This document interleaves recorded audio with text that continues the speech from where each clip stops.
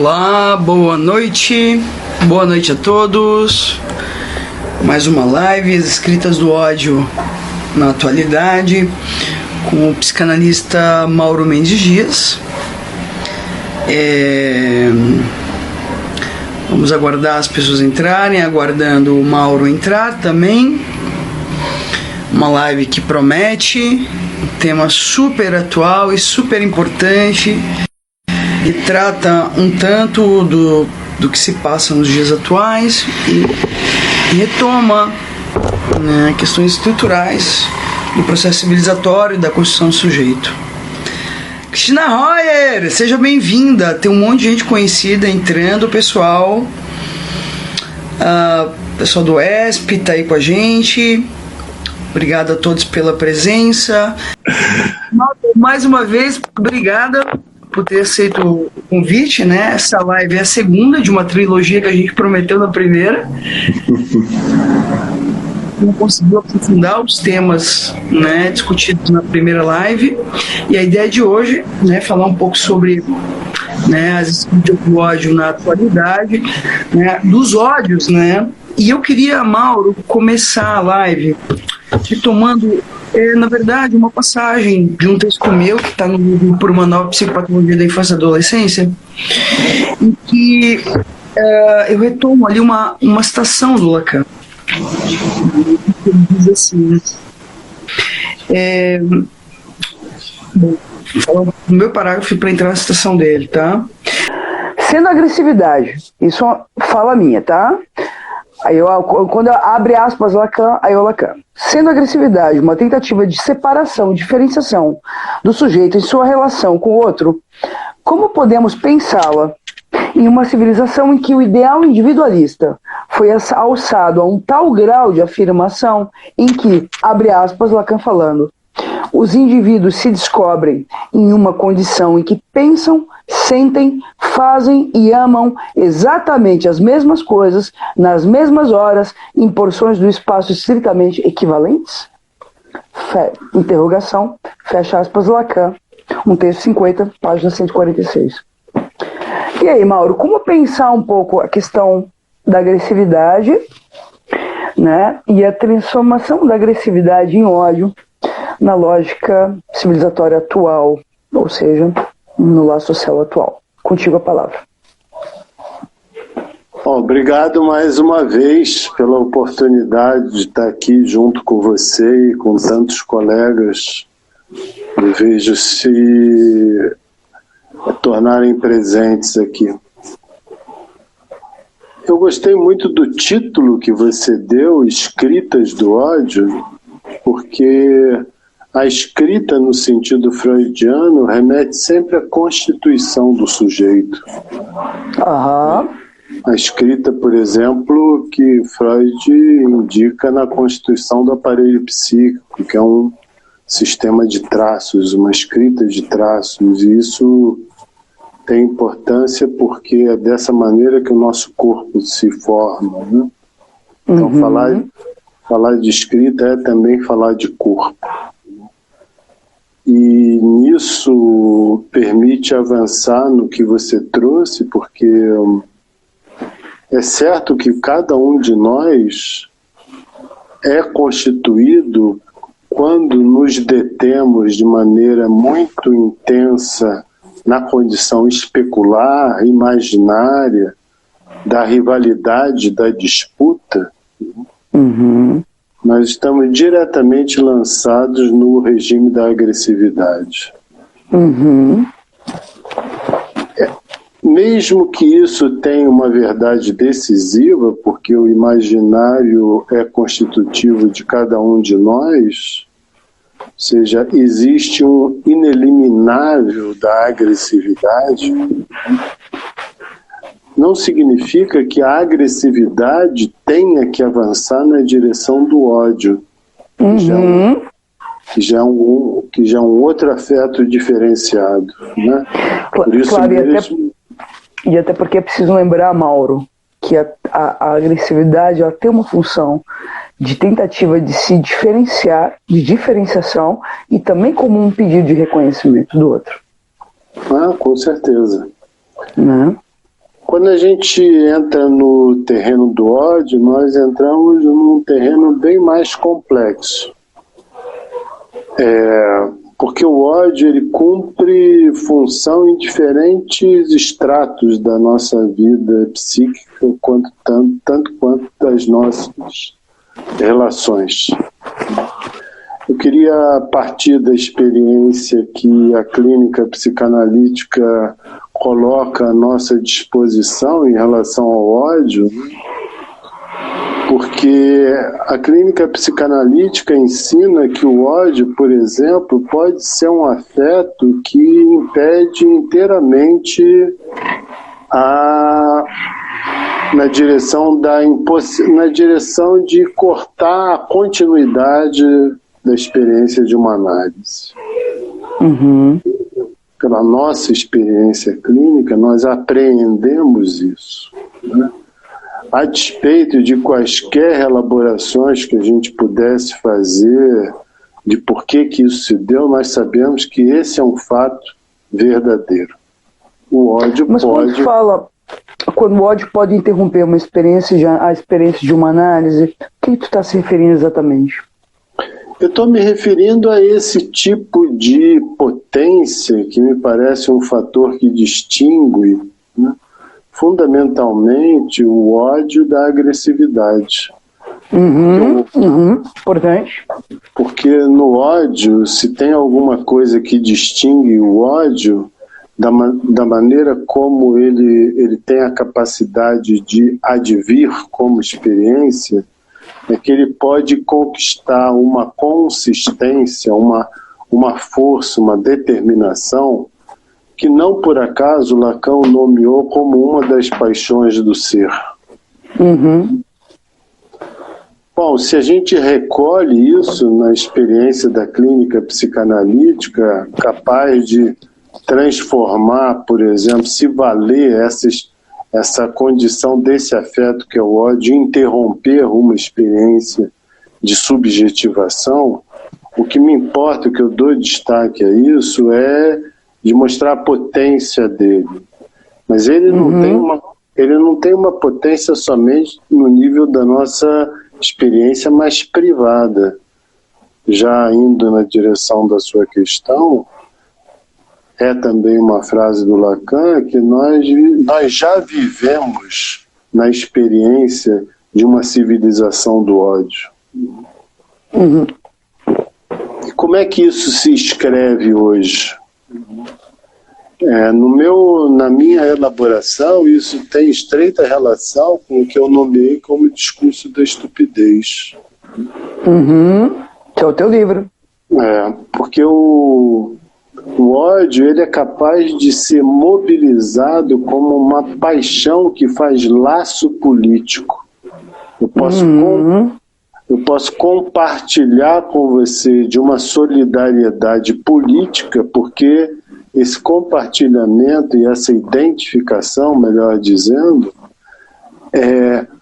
promove uma condição em que, a partir do ódio, nós nos reuniremos, nós nos ligaremos com o objetivo de destruir aquilo que a gente identifica como impasse. E existem impasses, existem limitações que são compartilhadas na vida coletiva.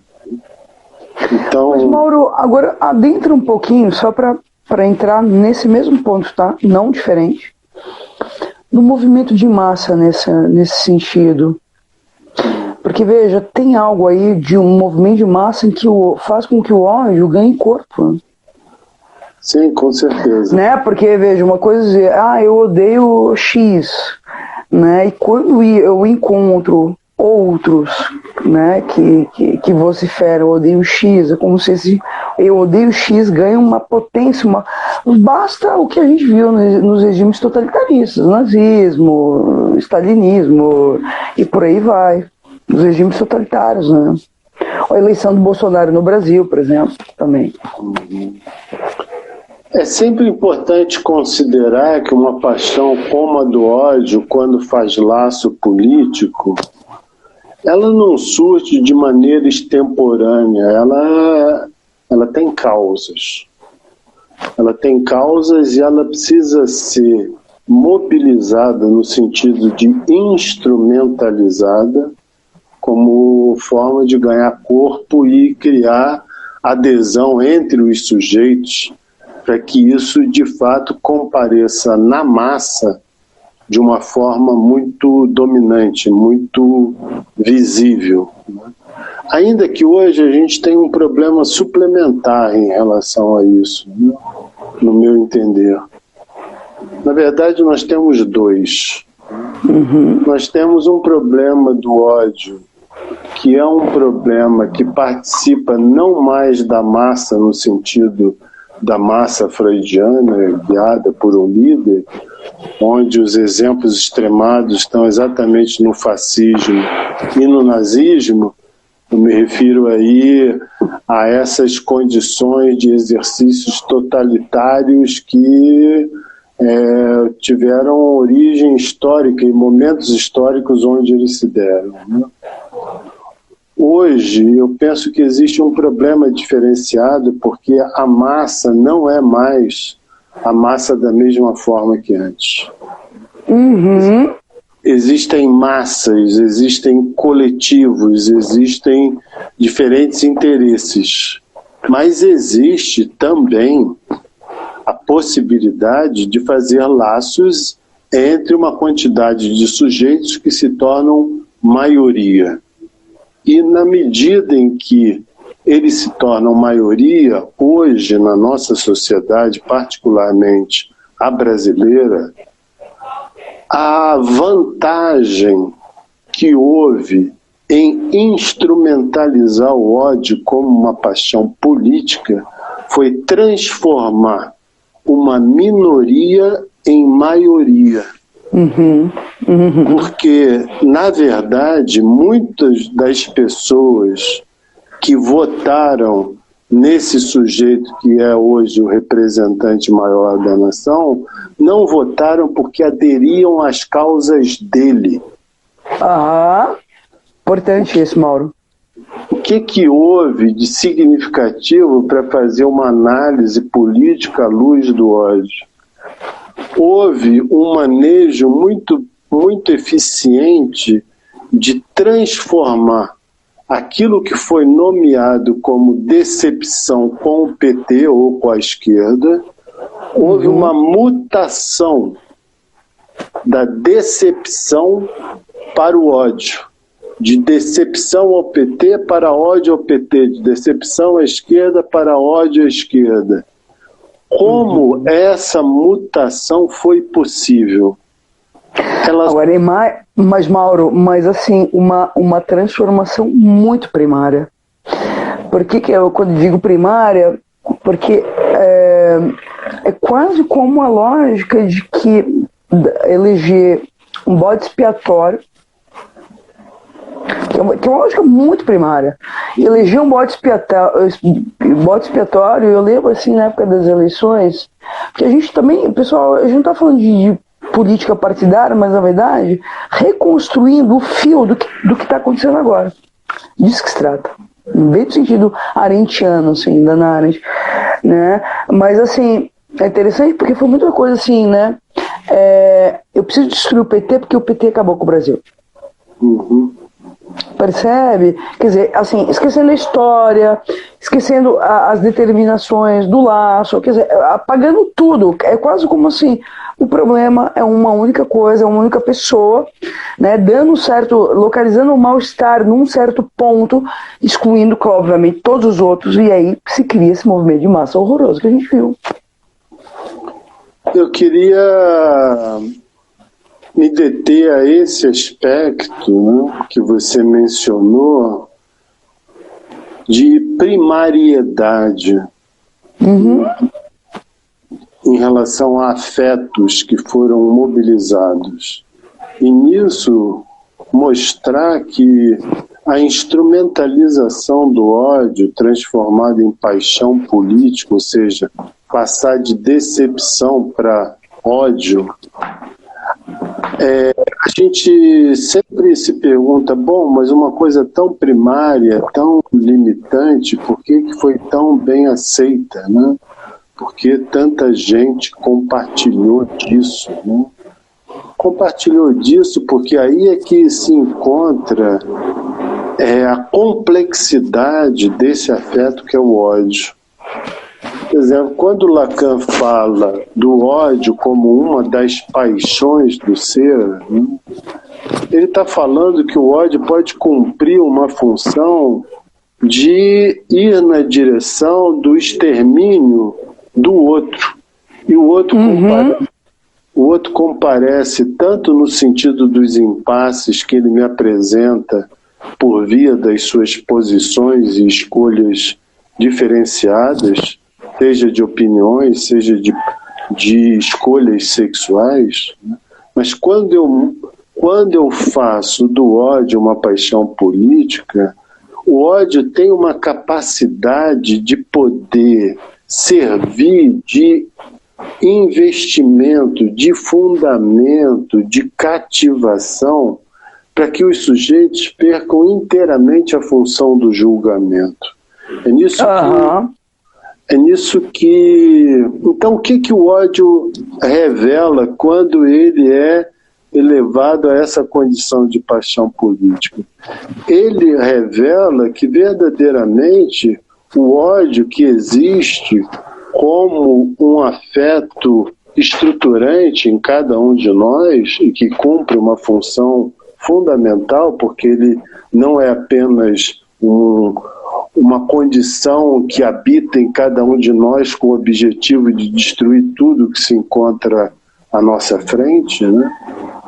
Mas ele pode sim mobilizar em nós um outro elemento que é muito difícil de ser analisado com rigor, que é esse parentesco que cada um de nós tem com a loucura. Então eu sou de fato conduzido, o ódio é capaz de me deixar louco, acreditar em coisas loucas. Por isso que se fala que o sujeito que odeia, ele fica cego. E por isso existem crimes de ódio. E por isso existem linchamentos promovidos pelo ódio. Porque o ódio, dependendo da forma pela qual ele é mobilizado, ele escreve uma condição no corpo de cada um dos sujeitos a título dos afetos que passam a ser sentidos. Ele rasura a condição do julgamento e promove e incita para ações que, quando ele não se encontra nesse nível de magnitude da sua mobilização, ele incita condições totalmente inéditas em termos de relação com o semelhante. E por isso é um afeto tão perigoso. Ora, Mauro, sabe o que eu lembrei daquela série do livro, né, Handmaid's Tale, o conto de Aya? E lembrei porque na série, quer dizer, não é um livro que trata da distopia, mas que cada vez mais nos aproximamos dessa realidade, né? E eu estou lembrando aqui que nos regimes totalitários, eu lembrei, na verdade, da escravidão do Brasil, o conto do Machado de Assis, Pai contra Mãe, que na verdade é um escravo que captura uma escrava.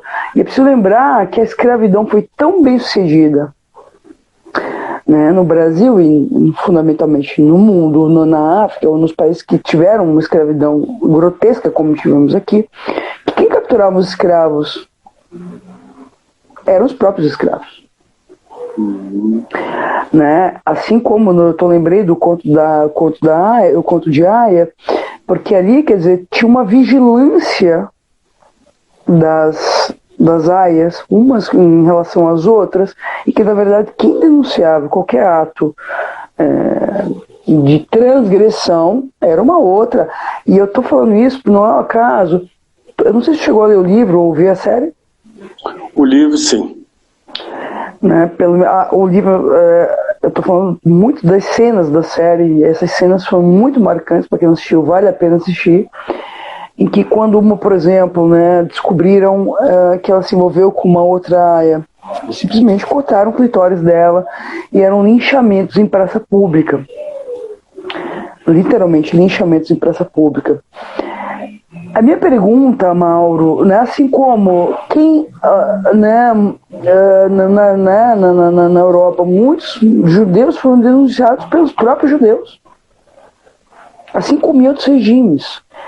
Né, e tem algo aí de uma certa dinâmica psíquica que passa por essa primariedade que a gente falava, de numa lógica de quase como destruir o outro para me sentir numa posição de quase escolhido. Eu lembrei agora Caim e Abel, ou Santo Agostinho quando fala, né, do olhar de ódio do irmão. Enfim, fala um pouquinho disso, Mauro. Porque veja, a gente está falando, quer dizer, de algo que aparece, mas que a psicanálise tem muito a dizer sobre essa primariedade e desses fundamentos disso que acontece hoje.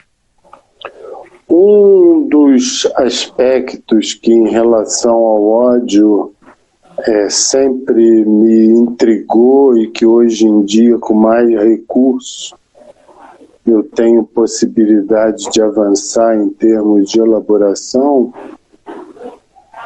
Em primeiro lugar, que eu acho que quando você passa por algumas experiências, né, onde o ódio está envolvido, e quando você vai teorizar sobre o ódio, né, eu penso que é uma condição diferente daquele que aborda o tema de forma mais detida apenas aos estudos dos textos. Né?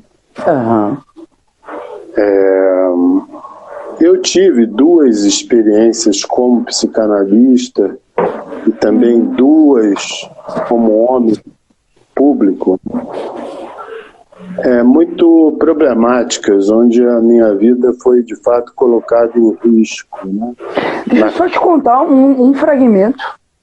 Fiz uma live com a Ana Sui, que é uma colega psicanalista que tem muitos seguidores. Nessa ocasião, na live, tinha 650 pessoas ao vivo nos assistindo. Eu sou uma pessoa que eu pergunto, veja, eu convido os meus colegas, né, que são todos professores dos cursos de pós que eu coordeno. Pessoal, Mauro Mendes Dias compõe o corpo docente da pós em psicanálise da Clínica Cultura. Ana Sui compõe o corpo docente da pós em psicopatologia, infância e adolescência. E na ocasião, tinham alguns sujeitos que eram não eram, na verdade, seguidores, eram fãs. E lá pelas tantas, no final, começou a aparecer nos comentários: ah, Michele, muito legal a live, mas você fala demais, você não deixou a Ana Sui falar. E começou a entrar numa lógica agressiva, de xingamento mesmo. E eu parei a live com a Ana Sui e disse: Ana Sui, eu não estou te deixando falar. A Ana Sui parou e disse: claro, Michele. E começou um movimento interessantíssimo, Mauro. O quanto tem algo aí de uma certa mobilização que não tem a ver com o tema discutido. Quem falou foi o Mauro ou foi a Michele? Porque isso, a lógica do simbólico é isso. Estamos falando sobre o assunto. Não estou aqui como fã do Mauro ou fã da Michele, percebe? Como é que foi a discussão do tema? Sem dúvida. Mas sabe como é que eu me senti?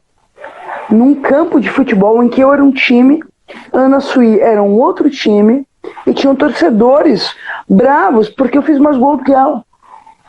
Quase isso, sabe? Michele falou mal, falou mais e, portanto, falou mal da Ana Sui, quer dizer, não manteve aí uma...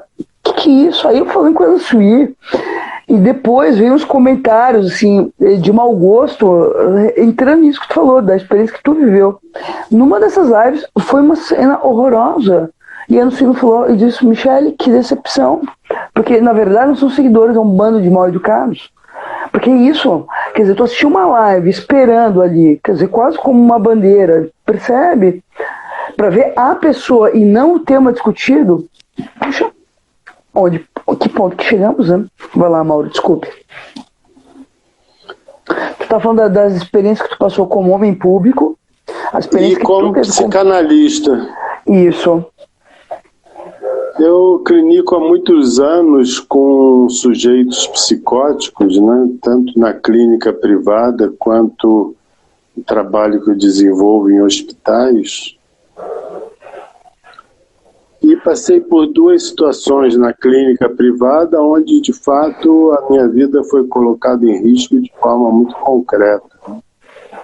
Sujeitos armados que entraram no consultório para se vingar. Quer contar a situação, Mauro?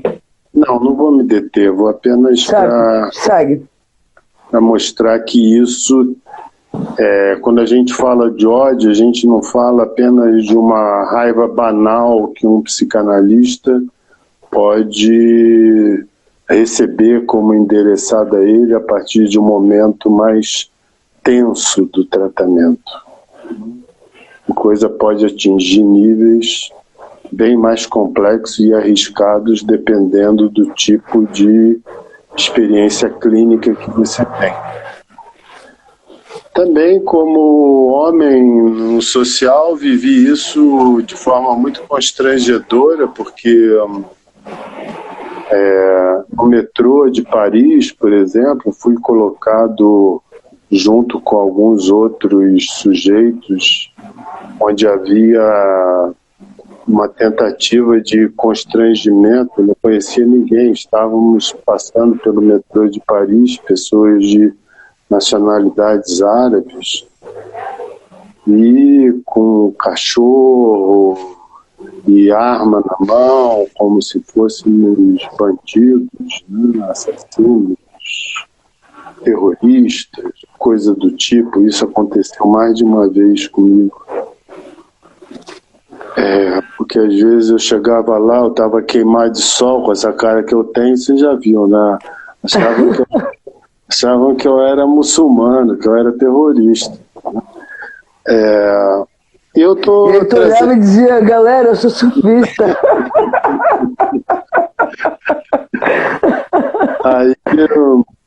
Isso para dizer que quando a gente passa por essas experiências, além das experiências históricas que a gente é informado, né? De fato você vê que isso tem uma potência muito maior, e talvez esse seja uma limitação da nossa tradição cristã, que é sempre apostar excessivamente no amor e banalizar a potência do ódio. Eu falava há pouco da importância. Pode falar. Não, como se nós não estivéssemos recursos e acostumados. Porque na medida em que é quase como se o ódio foi excluído do laço, isso nos torna inábil a lidar com ele. E é quase como o ódio retorna como um retorno do recalcado. E de uma forma muito avassaladora. Não sei se faz sentido isso pra ti. Né? Porque, quer dizer, assim, é muito próximo da agressividade, quer dizer, né? Por exemplo, a agressividade rechaçada do laço é uma agressividade que retorna, mas que é nomeada como patologia. Não como fazendo parte do laço e da constituição do sujeito. Isso. Só que hoje em dia nós em termos de pandemia, há uma variante do ódio que tem estreita relação com o discurso da estupidez desde quando ele conquistou o espaço social, não somente no Brasil. É que esse ódio que antes era, de certa forma, ou banalizado, ou recalcado, ou proibido de ser expresso, conquistou uma condição de manifestação legítima nos nossos dias. E aí nós temos uma forma de comparecimento do afeto do ódio na vida social que é inteiramente atípica.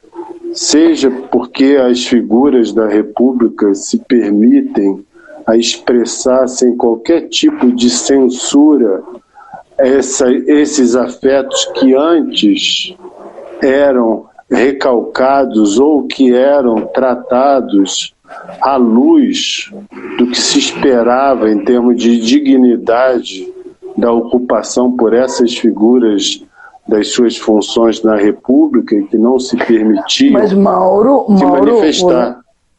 Vou lembrar de uma passagem de Bolsonaro na época de que era deputado, em que ele, em relação a uma outra deputada, disse que merecia ser estuprada. Eu lembro. É quase uma banalização do estupro. Então essa variante, né, do ódio que nós temos na conexão com o discurso da estupidez, que se você olha a vigência do discurso da estupidez como eu abordo, que não é só local, mas é internacional, então você vê desde o incêndio dos locais para onde os imigrantes são levados, seja através das mortes dos opositores e também das pessoas que fazem denúncias comprometedoras no nosso país e que se sabe com muita precisão hoje que determinados sujeitos foram retirados à vida porque não estiveram em conformidade com aquilo que era esperado que eles cumprissem em termos de benefício para os mandatários que estão no poder. Então, a partir do momento... Caso Marielle no Brasil, né? A partir do momento que você tem uma vigência na vida social a esse tipo de consentimento, o problema do tratamento dessa questão se complexifica. E se complexifica por quê? Porque depois do advento desse tipo de expressão odiosa, como é que você vai se propor ou vai se dispor a apregoar abordagens e tratamentos desse problema nos mesmos moldes que eram propostos anteriormente? Isso, no mínimo, seria uma falta de responsabilidade para aqueles que se encontram hoje com o compromisso de não só criticar, porque é sempre como eu digo, criticar hoje é o mínimo, porque está escancarado, basta apenas ter cérebro. Mas o problema é como avançar de forma a encontrar, e tampouco são soluções de caráter imediato, mas são de vias de articulação de problemas e conexões com outros campos, de forma que a gente tenha condições de começar a considerar um tratamento a médio e longo prazo desse estado das coisas que o ódio promoveu. Mas, Mauro, posso fazer uma provocação? Claro.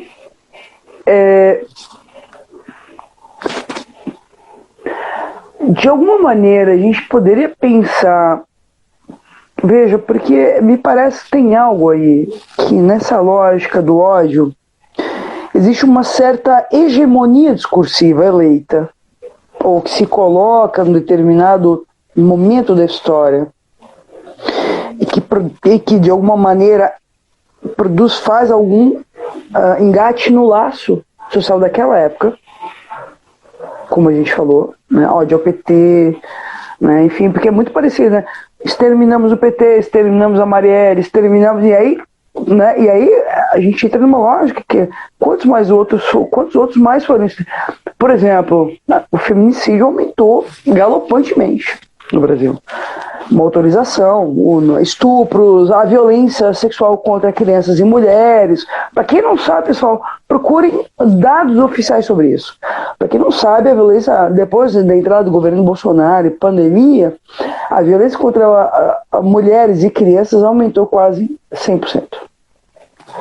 Duplicou, quase. Não é um dado qualquer. A gente lidar com dados também nos ajuda a pensar, porque a cultura do Zap Zap nos ajuda muito, né?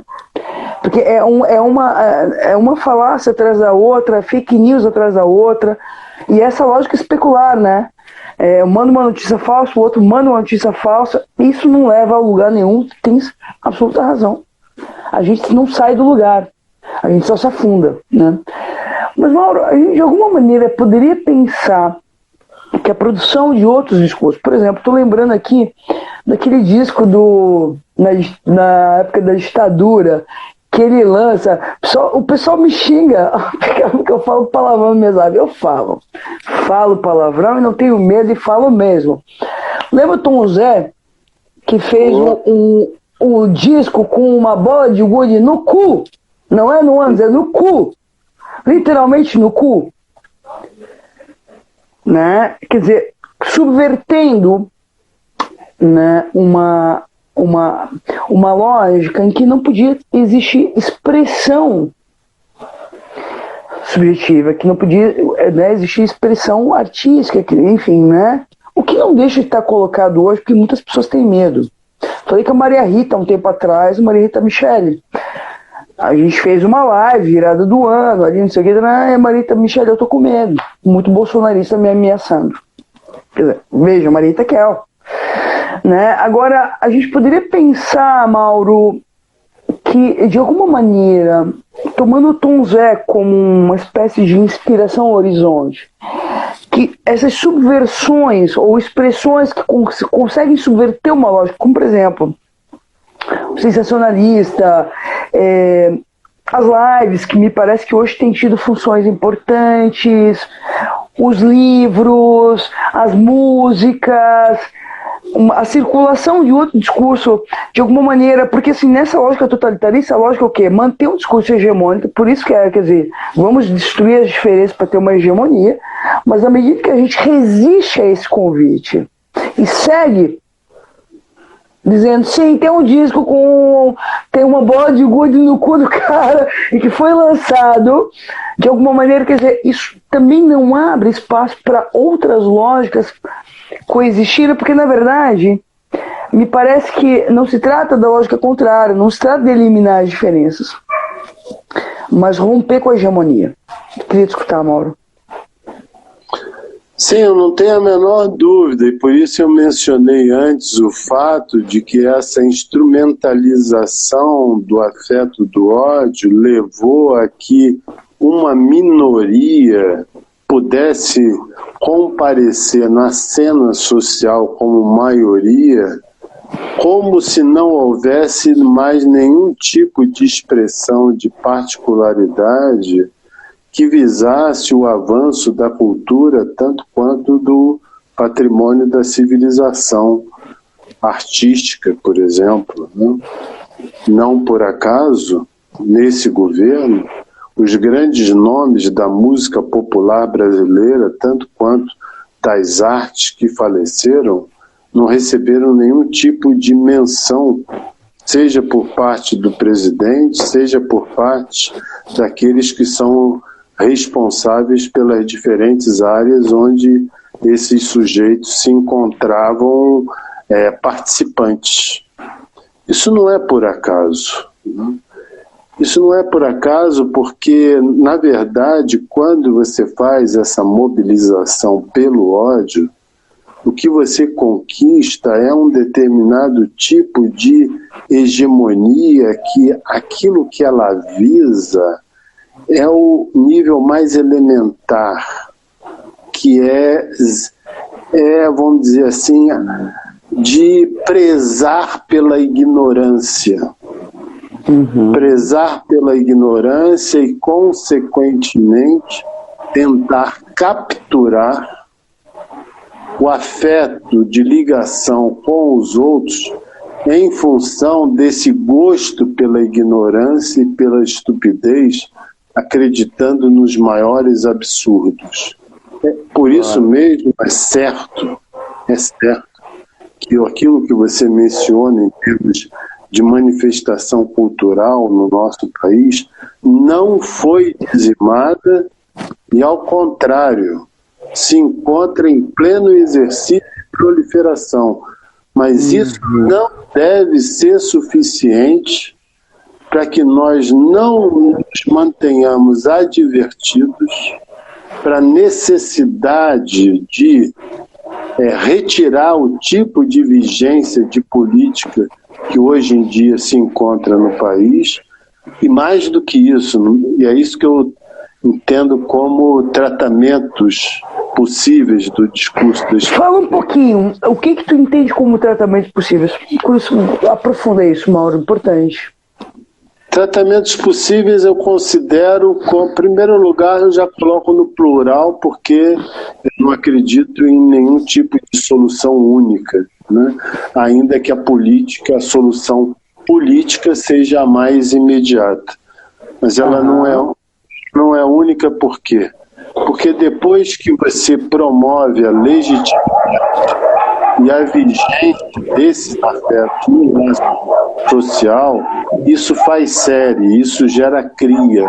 Então essas pessoas até poderão sair daí, mas elas terão deixado os seus diferentes rebanhos que estarão procurando dar perpetuidade a essas paixões hediondas. Então, como tratar disso? Primeiro... Agora, Mauro, mais uma pergunta. Dentro dessas paixões hediondas, existe uma eleição básica, né, que Bolsonaro faz, que é família, tanto que o slogan é Pátria Amada Brasil, família, maternidade, coisas que ele é o primeiro a não respeitar. Porque família é a única que vale a dele. Tanto que tenta lá um bando de filho roubando no governo, de pilantra, e não tem outro nome para isso. Sinto muito. Por que tu acha que esse discurso colou? Né? Porque também se alia às igrejas evangélicas para também produzir aí um bando.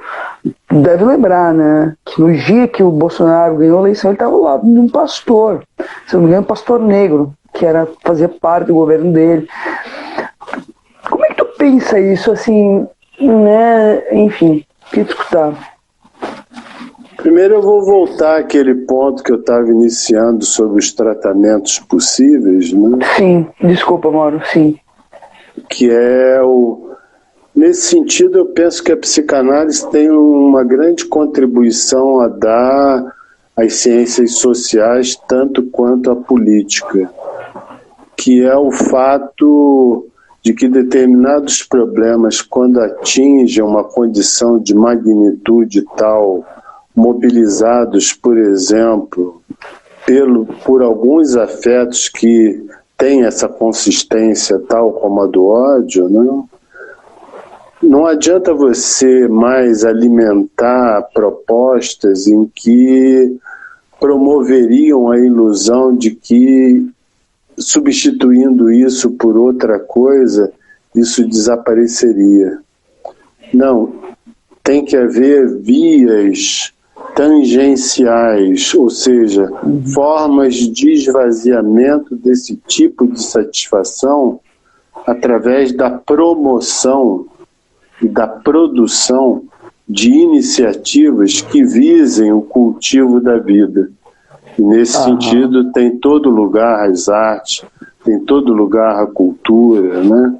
Mas também tem uma outra forma que eu penso, eu há pouco vi no início aqui do nosso encontro, eu vi entrando um amigo que é o Jacinto, que trabalhamos juntos já desde longa data nessa conexão entre o direito e a psicanálise, né?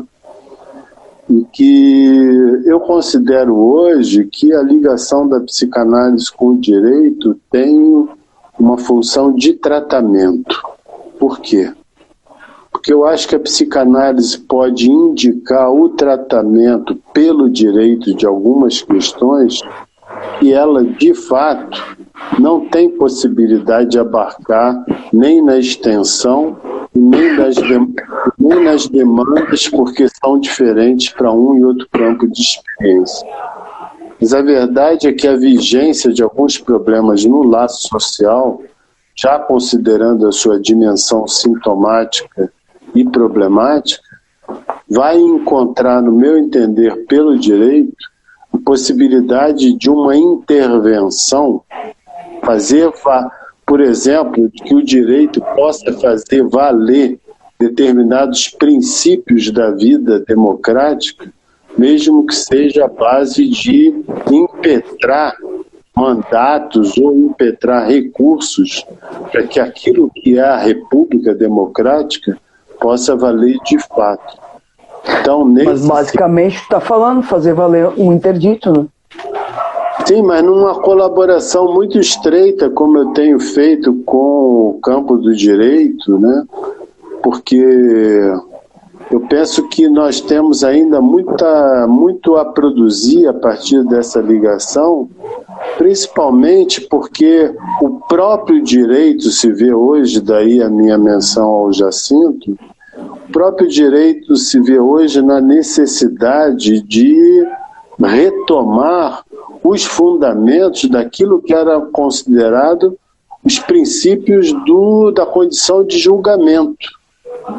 A forma de se julgar no Brasil, ela é tributária de um determinado tipo de história, como falou há pouco, que é marcada tanto por uma condição de escravidão e de ditadura, e que consequentemente gerou a vigência do racismo na nossa sociedade, aliado pelo lado da ditadura a um consentimento à censura, que muito facilmente no campo do direito isso promoveu um consentimento para que as pessoas achassem que pode prender todos os pobres, porque eles que estão responsáveis pelas mazelas sociais. Então, quanto mais presídio, mais justiça.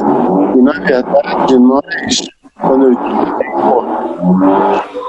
estabelecer alianças com o campo do direito que hoje revê os seus fundamentos, é porque há uma compatibilidade naquilo do campo do direito nos traz como de restituir a dignidade e os direitos da pessoa humana, e no nosso campo de experiência fazer valer a particularidade e de escolha que cada ser de desejo é suscetível de manter.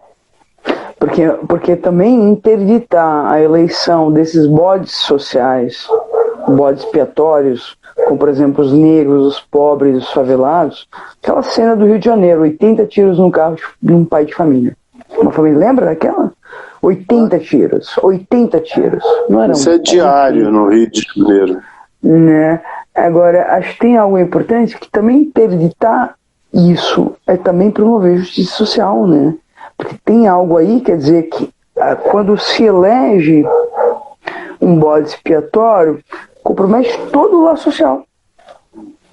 Compromete todo o laço social, entendendo que o laço social hoje só é comprometido dessa forma porque ele está marcado pela vigência do discurso da estupidez que cativa os sujeitos, mesmo nas suas áreas profissionais e históricas, como é o direito, para exercer as suas respectivas profissões das formas mais deformadas a título dos fundamentos da tradição que cada um desses campos cumpre na vida social.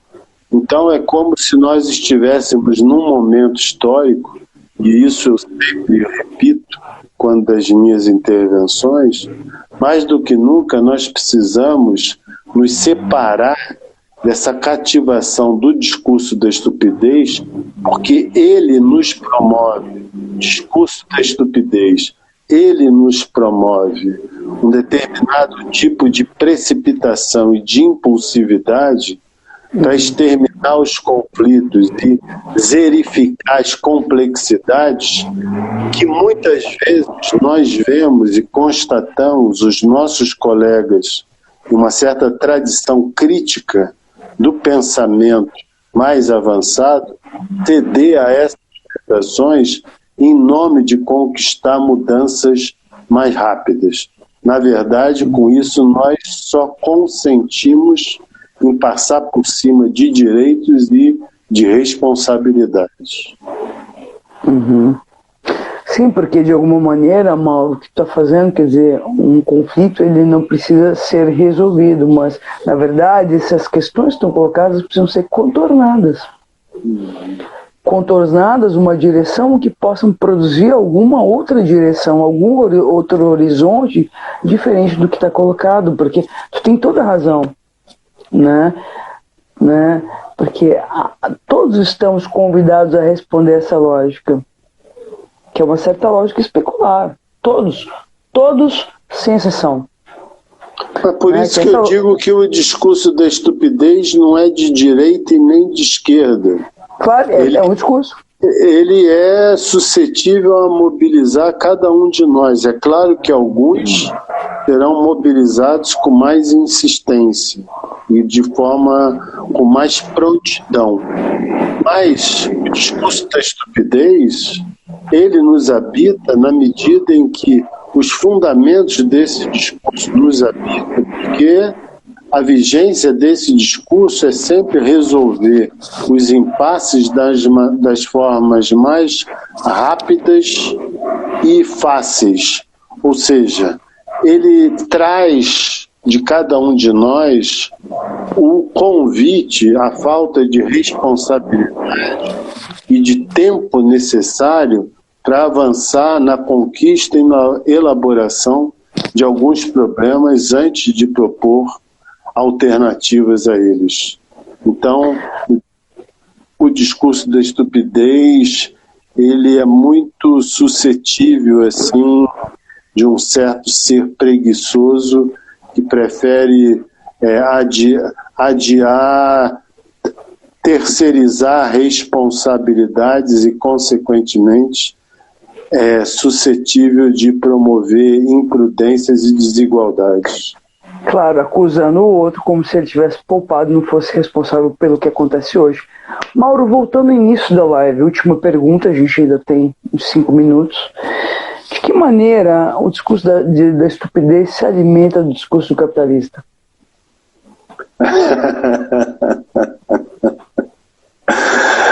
Isso eu precisaria não de 1 hora. Isso é elaboração para muito tempo. Eu dei pode ser a terceira live dessa trilogia? Pode ser. O discurso da estupidez e o discurso capitalista? O discurso da estupidez na vigência do discurso do capitalista, que essa é a minha proposta no livro. Eu posso dar uma pequena resumida. Deixa eu anotar aqui já.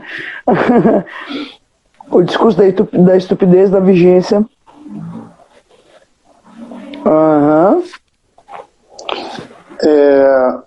Quando eu escrevo o discurso da estupidez no discurso do capitalista, me valendo de fundamentos dele, e quando eu indico como elemento decisivo para essa escrita o agenciamento do laço social, da produção e do gozo como fator primeiro à crença, eu não me refiro apenas à crença no sentido religioso, mas à própria crença que se encontra em vigor nas sociedades capitalistas de que a entrega incondicional ao trabalho seria suscetível de promover os maiores benefícios sociais que são anunciados para a população. Não somente isso é de um caráter falacioso, mas isso alimenta uma economia subjetiva onde eu, ao mesmo tempo, consinto que as crenças capitalistas se mantenham em exercício, ou seja, a crença de que a economia neoliberal é a solução, a estupidez de que existe uma lei de regulação interna do mercado que cada vez mais se mostra falaciosa, tanto quanto isso mobiliza o discurso da estupidez na vigência do discurso do capitalista, mobiliza, e aí é o ponto problemático, mobiliza um determinado tipo de cativação por aquilo que é apresentado no discurso do capitalista como condição de promoção de bem-estar e de felicidade, ou seja, gadgets, mercadorias. Mas isso significa, a título da economia subjetiva, uma incondicionalidade às entregas que tem como objetivo sustentar um gozo tão mais sacrificial quanto mais ele se torna ilusório. Isso promove efeitos de enceguecimento e surdez. Sobre isso eu escrevi um texto que se chama, tem como título exatamente isso, o pior século. Publicado ontem, foi publicado agora numa coletânea da editora Autêntica, organizada pela Vera e a Cornélia, nossa colega, o volume número 4 que ela lançou. O texto se chama O Pior Cego é Aquele que Não Quer Escutar. A ligação do cego com o surdo. Isso tem estreita relação com a subjetividade que é mobilizada hoje a partir do discurso da estupidez nas sociedades de mercado capitalista, em particular a nossa. Sim, porque tem algo aí, né, Mauro? E eu acho que para finalizar, eu achei lindíssimo o título do teu texto. O pior céu é aquele que não quer escutar. E eu acho que tem algo aí, de que ele não pode de fato escutar para poder seguir realizando o sacrifício. Para satisfazer o outro. Tá bom? Que live linda, Mauro. Eu adoro falar contigo. É sempre muito bom, Mauro. Pessoal, fica então combinado que o título da próxima live é o Discurso da Estupidez na vigência do discurso do capitalista. O sacrifício para satisfazer o outro. E que eu vou agendar com o Mauro, e em breve a gente vai estar divulgando, né, nas redes sociais. Mauro, aí a gente fecha a trilogia. Em agosto, inicia então o curso de pós em psicanálise da Clínica Cultura, em que o Mauro compõe o corpo docente, e que tem colegas extremamente bacanas, enfim. E essas lives têm sido muito interessantes, sabe, Mauro? Porque, de alguma maneira, várias pessoas têm me escrito assim, tem sido um alento para muitas pessoas. Eu acho que, de alguma maneira, a gente encontra aí algum chão e alguma coragem para as nossas angústias em tempos tão difíceis. Mauro, eu te amo, tão querido, de verdade mesmo, tá? E a gente combina depois da próxima live, tá bom? Obrigado por esse convite mais uma vez e pela presença de cada um que estão presentes, e que aqui eu não tive possibilidade de acompanhar quais estão presentes. A gente teve 50 e tantas pessoas hoje, foi super bom mesmo. Pessoal, obrigado a todos pela presença, beijo, até a próxima então. Beijo, tchau. Mauro, obrigada, tchau. Obrigado.